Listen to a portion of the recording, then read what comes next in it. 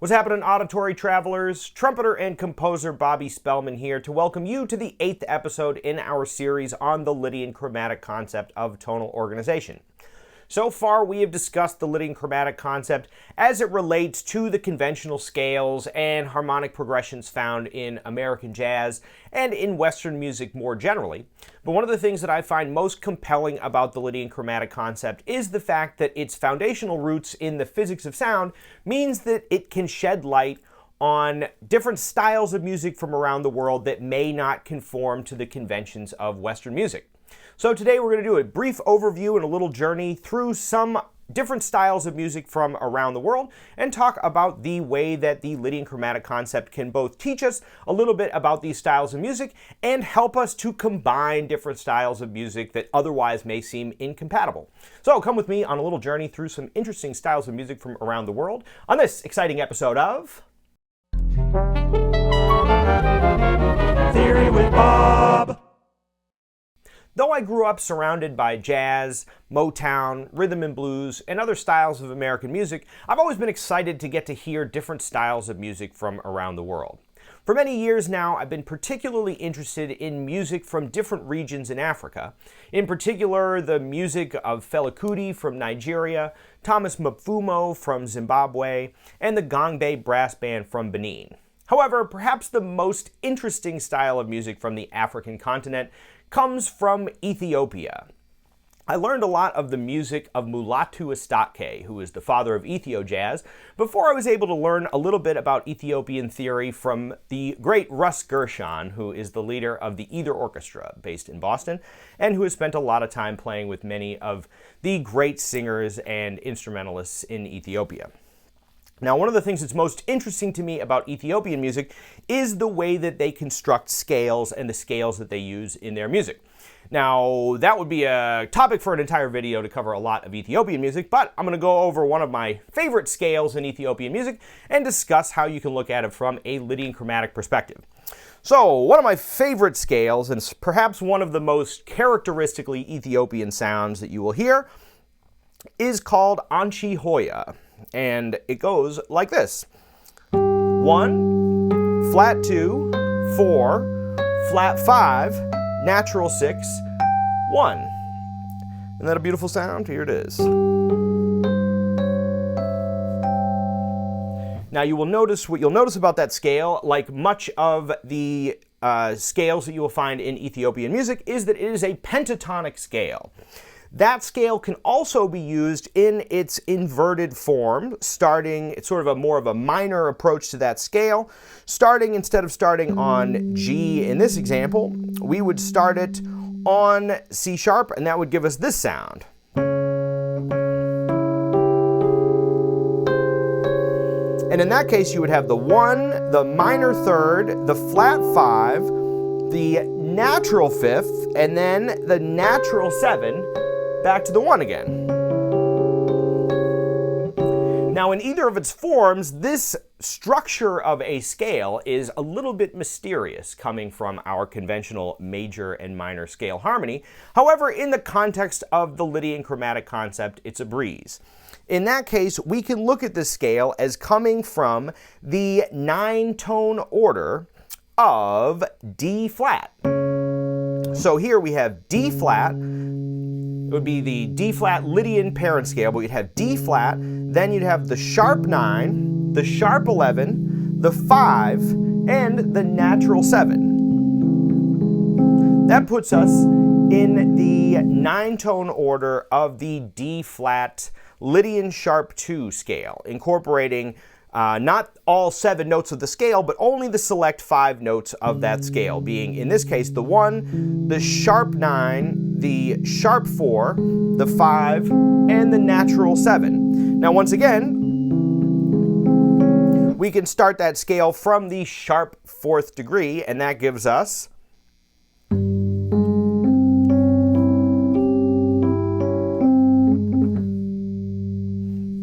beautiful sound.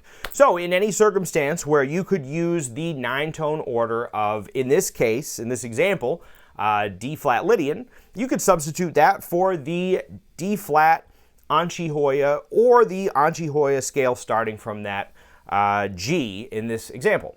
All right, so my band Dingo Neck is a brass band, and we use many different scales and rhythms and whatnot from around the world.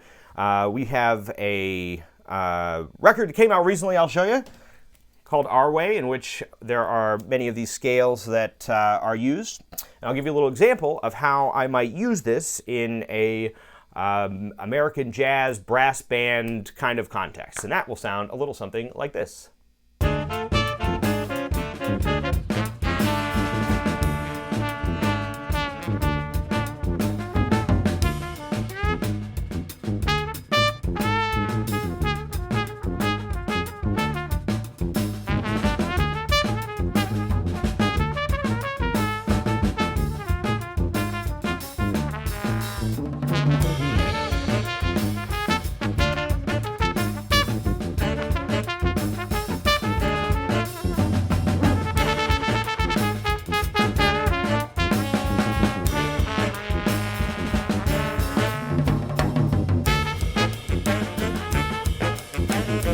And I'll put some links in the description below to examples of Mulatu Astake and other Ethiopian musicians using those scales in their own music.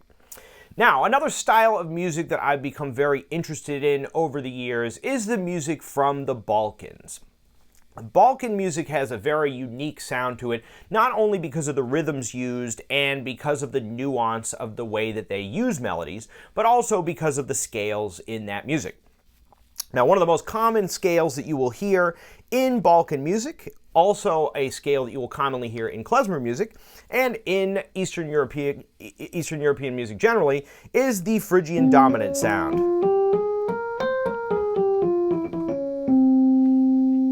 Another one that you will hear from time to time is a scale that I discussed in an earlier video, which is the Dorian with a sharp 4.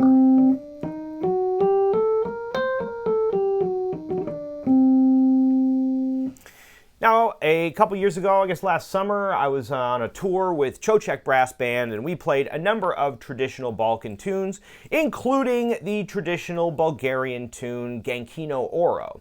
I discussed that scale and that tune a little bit in an earlier video, but I thought what I would do today is to play you the melody of that tune in its many parts, and I will put on the screen the analysis, not only the scale that is being used, but also the tonal order that's being used and the relationships of the different scales around the circle of fifths.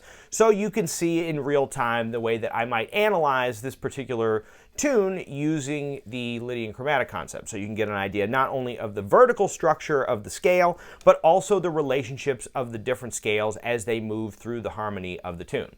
So without further ado, we're going to check that out, and it sounds like this.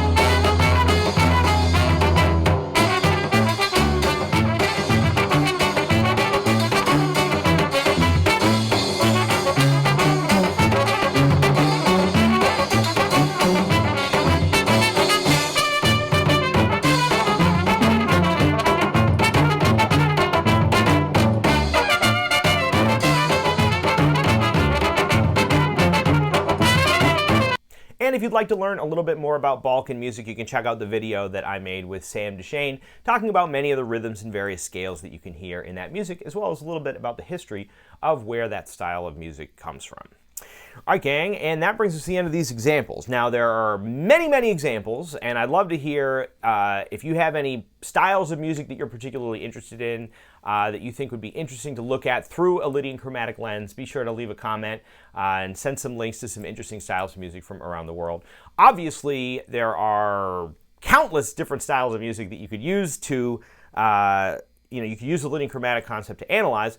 The only limitation, as far as I can tell, would be styles of music that use quarter tones. So a lot of Indian classical music might be somewhat difficult to analyze using the Lydian chromatic concept, Arabic music of various kinds, things that use more quarter tones, and specifically a non-dodecaphonic scale, or things that are outside of the purview of the equal tempered system.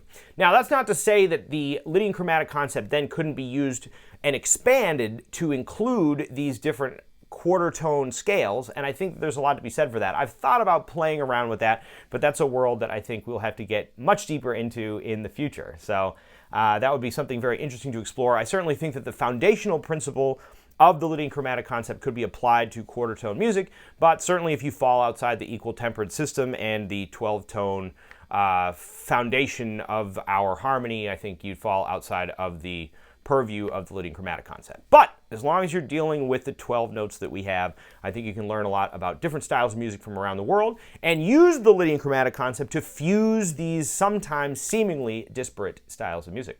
All right, gang, I hope you enjoyed that video on different styles of music and the Lydian chromatic concept. If you like this video, give us a like, subscribe to the channel for more videos like this one. We've got 2 more in the Lydian chromatic series before we return to conventional jazz and trumpet videos and things of that nature. So I hope you've been enjoying these series, and I hope you have a wonderful time playing around with different sounds from around the world and exploring different sounds in your own compositions and improvisations. Have a wonderful time practicing and writing, and I will catch you on the next one. See ya. Theory with Bob. All right, gang, thanks so much for checking out this video. We hope it helps in your quest for the majesty of musical self-expression. The Ridgewood School of Music is currently accepting new students for lessons online or in person in the Brooklyn, Queens, and New York City area.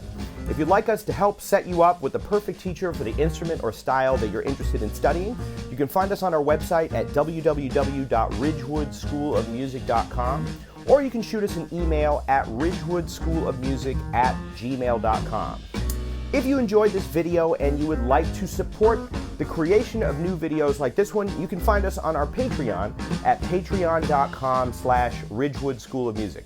There, as a subscriber to the Patreon, you can gain access to bonus content, including bonus videos, exercises in improvisation and different instruments, as well as bonus transcription videos. So, if you'd like to help support the creation of new videos like this one, find us on our Patreon, and it's a real big help. All right, gang, have a wonderful time practicing, and we'll catch you on the next one. See ya.